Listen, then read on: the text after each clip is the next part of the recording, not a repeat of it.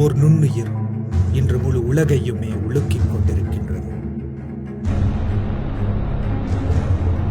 வைத்திய சுகாதார கட்டமைப்புகள் அனைத்தும் தாக்குப் பிடிக்க முடியாமல் மூச்சு திணறுகின்றன.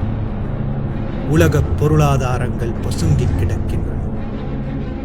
தேசாந்திர எல்லைகளோ மூடுண்டு அடைபட்டு கிடக்கும் ஒரு அவல நிலை.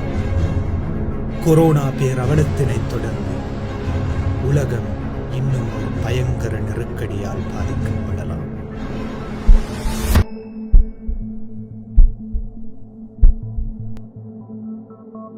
பட்டினி மனிதம் எதிர்நோக்கியிருக்கும் அடுத்த பேரபாயம். யார் எமது பாதுகாப்பு? தீர்வுகள் எங்கே?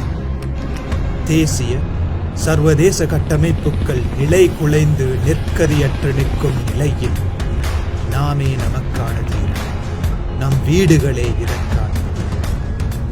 எவ்வாறு சாத்தியம்?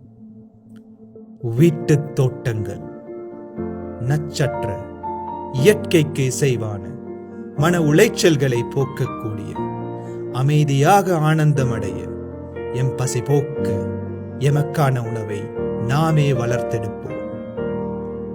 இதுவே இனி வர இருக்கும் உணவு பஞ்சத்தை போக்க எம்மால் இன்றே தொடங்க முடியுமான ஒரு நிலையான தீர்வு.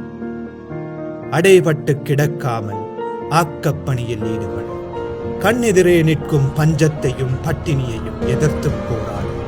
இன்றே இணைவோம், உணவு வளர்ப்போம், உயிர்கள் காப்போம்.